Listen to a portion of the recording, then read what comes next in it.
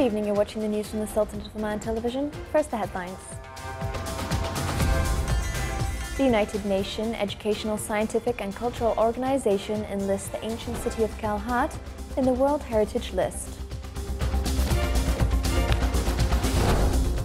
Oman, a dialogue of time, place and humanity exhibition in Geneva is concluded successfully. Talks are held between the Syrian opposition parties and Russia for a peace deal in Dara.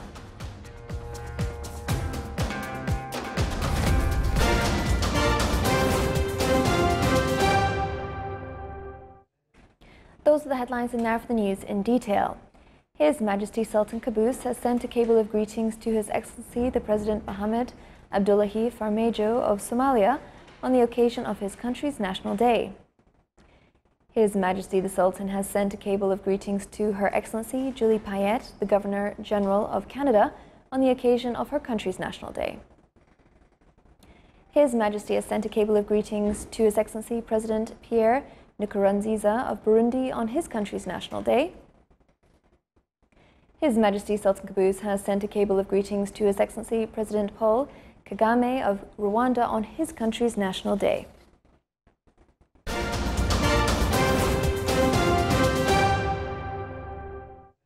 The United Nations Educational, Scientific and Cultural Organization, UNESCO, enlisted the historical city of Kalhat in the World Heritage List that came during UNESCO's meeting, which was held in Bahrain.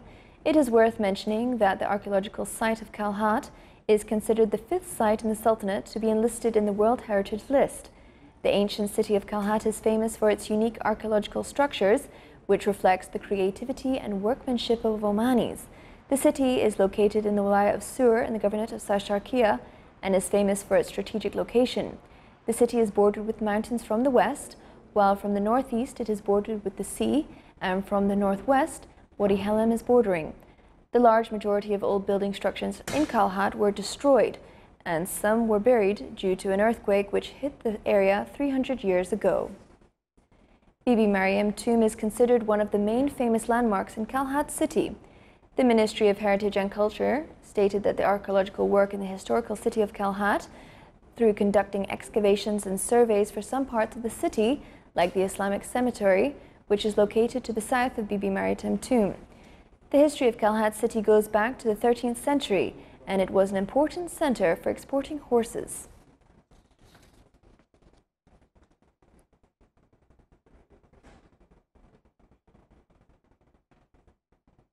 In a previous bulletin, Sultan bin Saif al-Bakri, the Director General of Archaeology in the Ministry of Heritage and Culture, stated that the historical city of Kalhat is an integrated city which goes back to the 13th century. He also added that the city includes rural castle, mosques, schools, factories, and residential neighborhoods.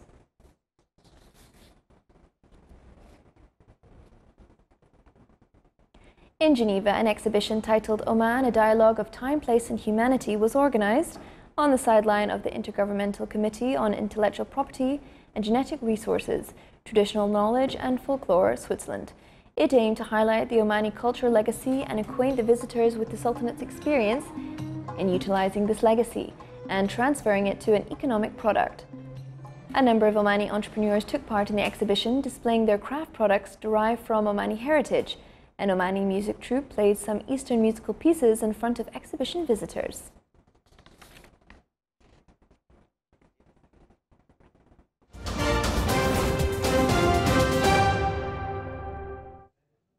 Syrian government forces press their offensive in the country's south today, under the cover of airstrikes, as rebels said Syrian ally Russia has put forward conditions to end the violence that are hard to accept.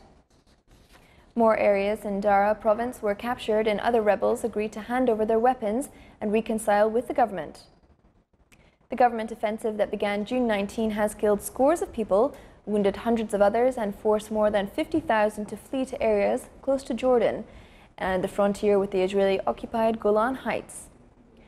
A spokesman for the rebels' joint operation said the insurgents set up a delegation that met with Russian officials yesterday, and another meeting was scheduled for today. Meanwhile, a Jordanian government spokeswoman said Amman is communicating with most of the parties to the Syrian crisis, mainly Russia and the US, in an attempt to reach a ceasefire.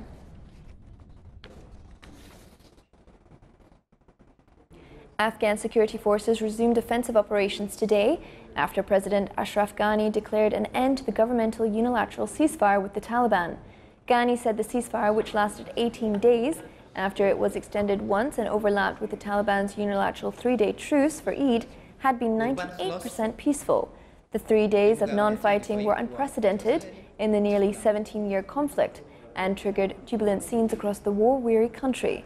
The Taliban vowed Tuesday to continue their bloody fight against the government and their foreign backers, brushing aside rising civilian casualties. At least a dozen wildfires were raging today in drought-stricken portions of Colorado, where hundreds of residents have been evacuated as a wave of prime wildfire weather conditions moves through the U.S. The most active blaze, the Spring Fire, has scorched nearly 24,000 acres between the towns of Fort Garland and La Vita in southern Colorado. An orphan bear cub, suffering painful burns to her paws in one of the half-dozen significant wildfires scorching Colorado, is being nursed back to health. The wildfire that injured the cub has burned 168 square kilometers in the southwest corner of the state. More than 2,000 homes were evacuated at one point, but those residents were allowed to return home. 5 other Colorado wildfires prompted the evacuation of at least 650 homes.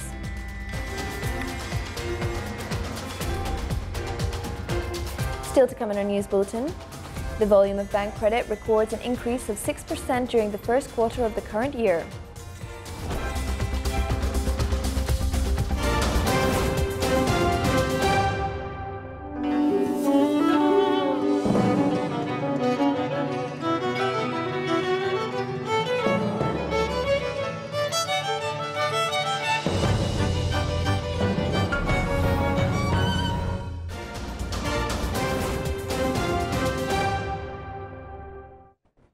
Bank credit volume for commercial banks recorded more than 20 billion Omani Riyals during the first quarter of the current year, with an increase of 6%.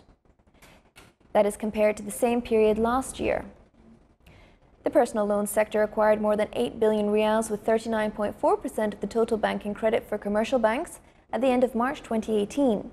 The total construction sector amounted to more than 2 billion and 27 million Riyals, with 9.8%, while the total value of the service sector reached to 2 billion and 21.3 million Riyals, with 9.7%, followed by the industry sector with more than 1.5 billion Riyals, with 7.2% of the total bank credit.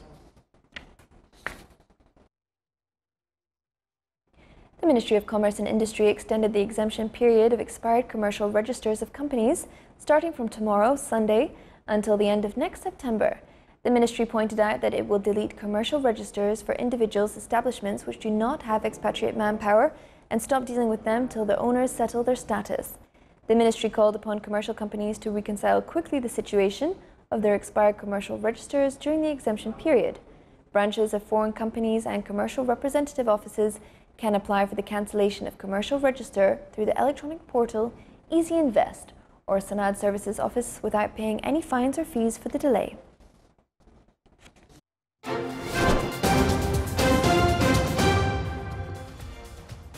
Now for the general weather forecast around the Sultanate. Clear skies will prevail over the Sultanate with chances of low cloud and fog late at night and early morning over the governorates of South Sharqiya, Dhofar and Worcester.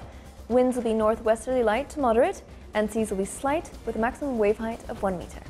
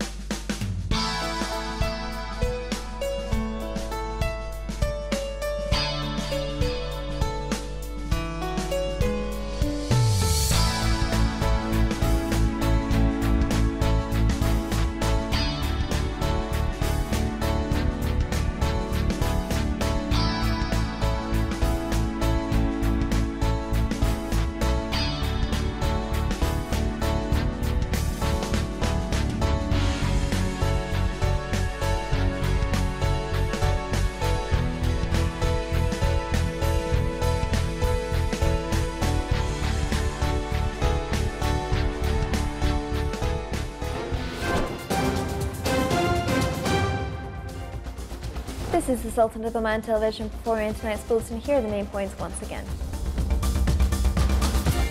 The United Nations Educational, Scientific and Cultural Organization enlists the ancient city of Kalhat in the World Heritage List. Oman, a dialogue of time, place and humanity exhibition in Geneva is concluded successfully.